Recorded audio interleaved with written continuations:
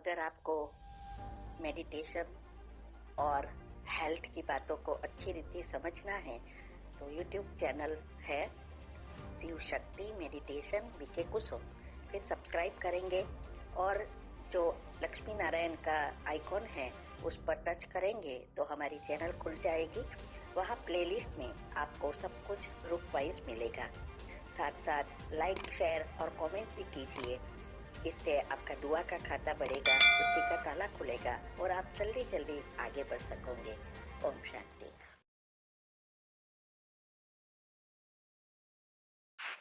ओम शांति। आपका प्रश्न है, मेरे ससुराल वालों ने मुझे बहुत परेशान किया। ससुर ने गला दबाकर मारने की कोशिश की। अभी सास बीमार है। वे बोल रहे हैं आ जाओ, नहीं तो अपना फाइनल बताओ वकील को। मुझे जाना चाहिए या तलाक लेना चाहिए या बीच का कोई रास्ता है?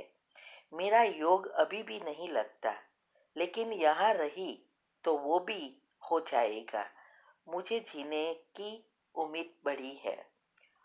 उत्तर है, आपकी सारी बातें मैंने पढ़ी कि आपको कैसे मारा था, कैसे 5 साल से हैरान किया। आपका बेटा भी है एक, और आपको आप मार के इतना हैरान करके आपका पति अपने घर मायके छोड़ के गया।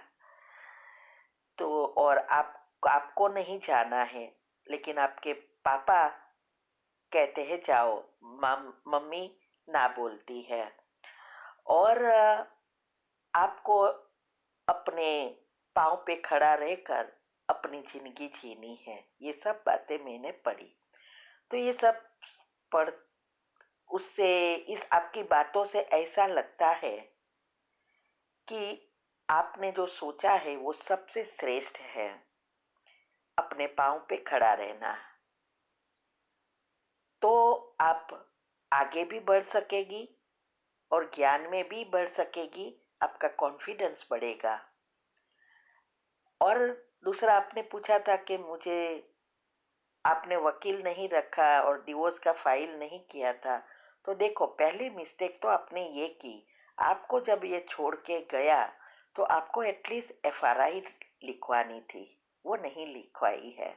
फिर भी अभी भी आपके पास चांस है कि क्या करना है।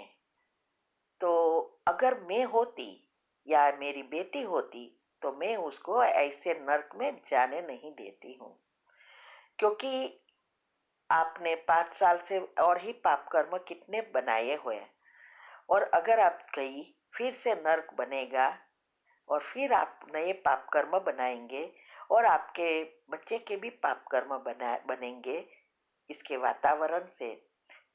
तो इससे अच्छा है कि हम अकेले रहे।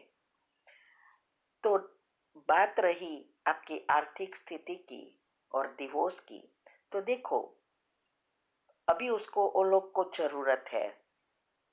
आपने कहा नड़न भी चली गई, पैरालिसिस की असर हुई है सास को। ये सब देखते हुए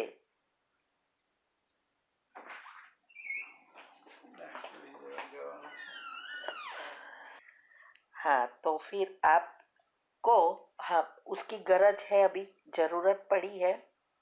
और ही आपके नेगेटिव संकल्प अभी तो चलेंगे, क्योंकि सास के ऐसी पैरालिसिस कभी भी जल्दी अच्छा नहीं होता है। तो उसकी ज़रूरत है तो वो ही वकील रखेगा, क्योंकि डिवोर्स उसको चाहिए। आप उसको नहीं देना है तो आपको कुछ नहीं करना है। ओके, जब डिवोर्स वो फाइल करेगा, क्योंकि उसको दूसरी शादी करनी होगी, यंग है, पेरेंट्स को भी बहू चाहिए, तो दूसरी शादी के लिए वो ही आपको देगा। अगर वो देवे तो आपको उनको सब कुछ आपको देना पड़ेगा और शर्तें होती है दोनों की। आपको तो सिर्फ अटेंड ही करना है, गवर्नमेंट वकील ले लो बस। नहीं जाना है तो कोई आपको फोर्स नहीं कर सकता। बात रही बेटे की, तो बेटा वो भले ले जाए, कोई रखने वाले नहीं है। बेटे को रखना कोई मासी का घर नहीं है। अगर रखे भी तो उसमें आप कोर्ट में शर्त रख सकती है कि हॉलीडे में अगर वो दूर है तो हॉलीडे में आपको मिलने दे, अगर नज़दीक है तो हर वीकेंड या 2-3 वीक के बाद या मंथली जब आपको जैसा लगे उस अनुसार लिखे और आप वो बेटे को छोड़ के और लेने आए, या आप कैसा भी वो लोग नक्की करते हैं। ऐसा करके तो बच्चे को आपको देखने देंगे। बच्चा बड़ा होगा फिर उनकी चॉइस है बच्चे की, तो इसीलिए इससे घबराना नहीं है। ये सब क्या करते हैं ससुराल वाले, बच्चे के जो लगाव माँ का होता है उसका एडवांटेज लेकर ऐसी धमकी देते हैं। तो अगर आप अकेले होंगे तो सेट होने में बहुत आपको इजी होगा, बच्चे के साथ सेट होना बहुत डिफिकल्ट होता है। और वैसे भी अगर बच्चा रखने का कहेंगे तो उसको सब भरण पोषण आप दोनों का देना पड़ेगा और 50% आपको उसकी प्रॉपर्टी का भी देना पड़ेगा। तो ये सब बहुत कुछ है, इजीली नहीं जाने देना है। अगर आप अकेले हैं तो सेंटर के लिए भी ट्राई कर सकते हैं, थोड़ा समय सेंटर पर जाके सेवा करो और अपनी पढ़ाई भी कर लो, तो दोनों काम हो जाएगा, पढ़ाई भी होगी और पुरुषार्थ भी हो जाएगा। ऐसा करके फिर आप डिसाइड भी कर सकेंगे और ऐसे करके आप अच्छा जीवन जी सकती है। तो मेरे हिसाब से आपको नहीं जाना चाहिए, ठीक है। ओम शांति। आपका प्रश्न है, हम क्या संकल्प करें जॉब के लिए। जैसे एक पेपर में मैंने टेक्निकल ऑफिसर का दिया हुआ है, दूसरा अब मैं लेक्चर की तैयारी कर रही हूँ, तो कैसे सबकॉन्शियस माइंड और संकल्प का प्रयोग करें। उत्तर है, देखो, हमने जॉब के लिए, जॉब में प्रगति के लिए सब कुछ कमेंट्री भी बनाई है, अभी उसको सुनो, सबकॉन्शियस माइंड के नियम अनुसार बनाई है। ऐसे ही आपने जिसने भी जहाँ भी आपको अप्लाई करना है या किया है वो ऐसे आप खुद बनाओ और फिर सुबह में अमृत वेला के बाद ये दोहराना है और दिन में जब भी टाइम मिले और सारा दिन यही पढ़ते रहना है या सुनते रहना है, याद करते रहना है।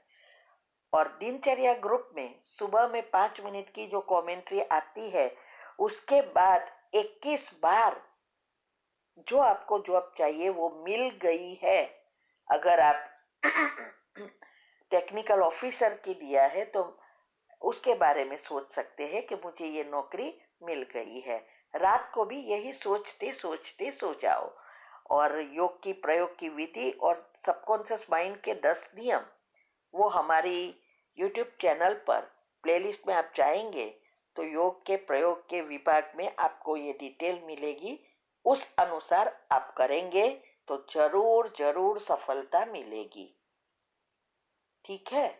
क्योंकि हम हर एक की तो कमेंट्री नहीं बना सकते, इतना समय कहाँ से लाऊं, इतने सारे प्रश्न के उत्तर और हम गृहस्थी है, घर का भी करना है, पुरुषार्थ करना है और बहुत कुछ सेवा करती हूँ। तो इसके एक एक, इसीलिए मैंने सभी प्रकार की, बीमारी की, जॉब की, प्रगति की, सब प्रकार की कमेंट्री बनाकर यूट्यूब पर रखी है और ग्रुप में आती है, ठीक है। ओम शांति। आपका प्रश्न है कि हम किसी आत्मा को सकाश या परिवार को टर्न करने के लिए देते हैं, योग करते हैं, जब वो आत्मा सोती है तो उस आत्मा को क्या फील होता है।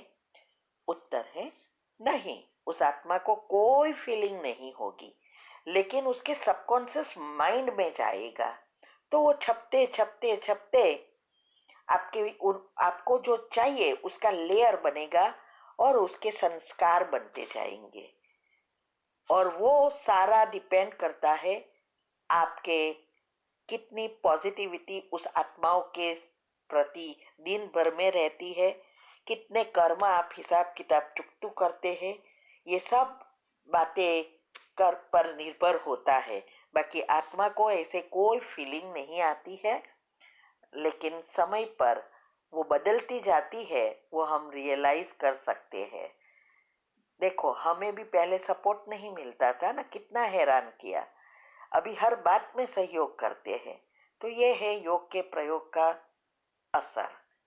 उसके संस्कार परिवर्तन होते हैं ना, कि जो आपको चाहिए वो आप सोचते हैं उनके लिए, जैसे हो गया है तो वो करना शुरू करते हैं।